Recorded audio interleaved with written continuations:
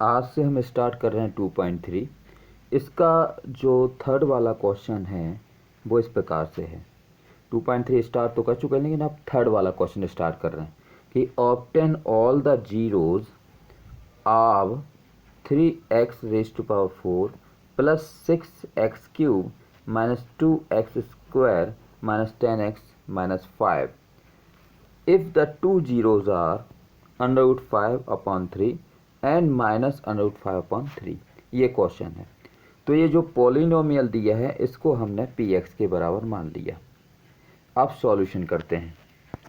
सबसे पहले इस प्रकार के क्वेश्चन करने का तरीका ये होता है कि आप जो जीरो देख रहे हैं, एक जीरो आपका ये है और दूसरा जीरो ये है, तो ये एक्चुअली इसके जीरो हैं, इसलिए ऐसा होगा कि आप दोनों को इनके अपोजिट साइन में एक अपोजिट साइन, जैसे ये प्लस का है तो ये हो गया x माइनस का √5/3 और दूसरा ये माइनस का है, इसलिए ये दूसरे ब्रैकेट में x प्लस का हो गया √5/3 और इन दोनों का मल्टीप्लाई करोगे तो वो आएगा इतना x² माइनस √5/3 का होल स्क्वायर। ये कैसे आएगा? आप सभी को याद आ रही होगी आइडेंटिटी ये वाली कि अगर a माइनस बी हो, एक ब्रैकेट में a माइनस बी हो और दूसरे ब्रैकेट में a प्लस बी हो, तो एक का स्क्वायर हो जाता है और b का स्क्वायर हो जाता है। तो वही यहाँ पे हुआ है। इसके बाद में यहाँ पे आप ये भी इसका जो मल्टीप्लाई करने के बाद में रिजल्ट आया, ये is a factor of px। ये इसका फैक्टर होगा। फैक्टर इसलिए होगा क्योंकि वो उसके जीरो थे, मतलब रिमाइंड अब फैक्टर है। तो इसके पहले वाले क्वेश्चन में हमने किया था कि अगर किसी का फैक्टर होता है कोई पॉलिनोमियल, तो उससे अगर हम उसको डिवाइड करते हैं तो रिमाइंडर जीरो बचना चाहिए। अब यहाँ पे करके देखते हैं। तो यहाँ पे px क्या है? px है आपका ये वाला, ये तो हो गया is a factor of px। तो इसको हम डिवाइड करके देखते हैं। px क्या था आपका? px है ये वाला है px 3x⁴ plus 6x³ minus 2x² minus 10x - 5। इसमें जब आप इससे डिवाइड करोगे तो पहले आप ध्यान दें, हमें यहाँ ज़रूरत है 3x² की, 3x⁴ की। तो यहाँ पे अगर हम 3x² का मल्टीप्लाई करें इस पूरी टर्म के साथ में, तो जब इसका मल्टीप्लाई इसके साथ में होगा तो वो 3x⁴ आ जाएगा। तो आ गया ये। और इसी का मल्टीप्लाई जब इसके साथ में होगा तो 3 से 3 तो कैंसिल हो जाएंगे, बचेगा 5x²। ये अब इसके बाद में यहाँ साइन चेंज हो जाते हैं, प्लस का है तो माइनस हो जाएगा, यहाँ माइनस का है तो प्लस का हो जाएगा। ये दोनों कैंसिल हो जाएंगे, क्यों? एक प्लस का है एक माइनस का है। बचेगा ऊपर से ये 6x² बचेगा, और यहाँ ये जो प्लस के 5 में से 2 जाएंगे तो बचेंगे 3x²। 5 में से 2 जाएंगे तो 3 ही बचते हैं। और इसके बाद में ये 10x और 5 ये एज इट इज आ जाएंगे। इसके बाद में यहाँ पे अब यहाँ हमें ज़रूरत है 6x³ की, तो यहाँ पे हम 6x से इसको मल्टीप्लाई करेंगे। तो जब 6x का मल्टीप्लाई x में हो, x² में होगा तो ये बन जाएगा 6x³। और जब इसी का मल्टीप्लाई इसके साथ में होगा तो 3 और 6, 3 से 6 कैंसिल हो जाएगा 2 टाइम्स में, और 5 में 2 का मल्टीप्लाई होगा तो 10 आ जाएगा, तो 10x आ जाएगा ये। इसके बाद में यहाँ पे साइन फिर चेंज हो जाएंगे, ये प्लस का माइनस हो जाएगा, माइनस का प्लस हो जाएगा, और यहाँ पे ये दोनों कैंसिल हो जाएंगे। क्यों? एक प्लस का है एक माइनस का है। और यहाँ पे भी एक प्लस का है, ये प्लस का है और ये माइनस का है, ये भी कैंसिल हो जाएंगे। बचेगा क्या? बचेगा 3x² माइनस 5, 3x² माइनस 5 बचेगा। अब इसको चाहिए 3x² चाहिए और 5 चाहिए, तो आप फिर से 3 से मल्टीप्लाई करेंगे।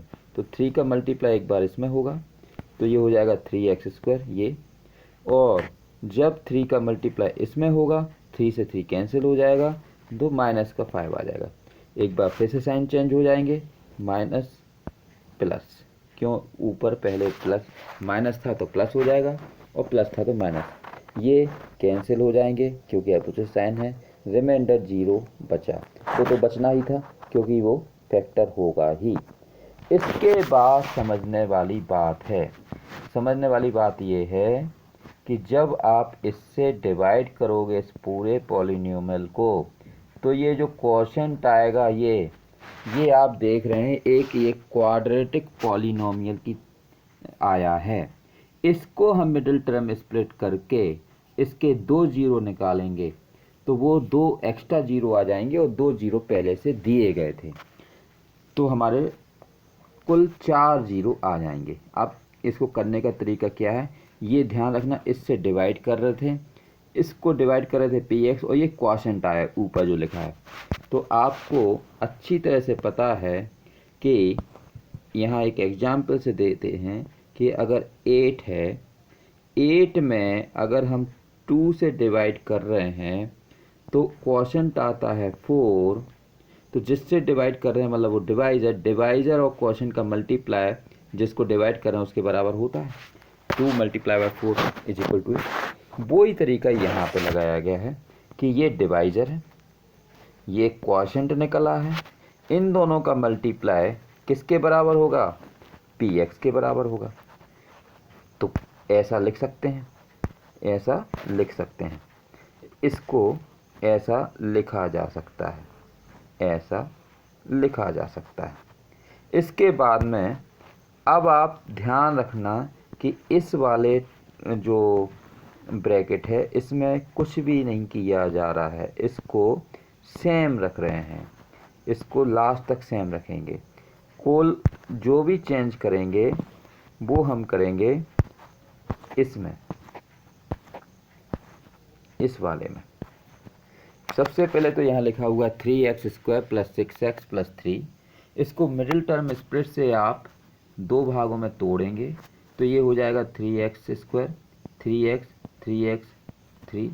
इसके बाद में आप यहाँ से 3x कॉमन ले लेंगे, यहाँ से 3 कॉमन ले लेंगे, तो आपका यहाँ बचेगा ये, और यहाँ बचेगा 3 बाहर x + 1, दोनों तरफ से x + 1 को कॉमन ले लेंगे तो ऐसा बचेगा।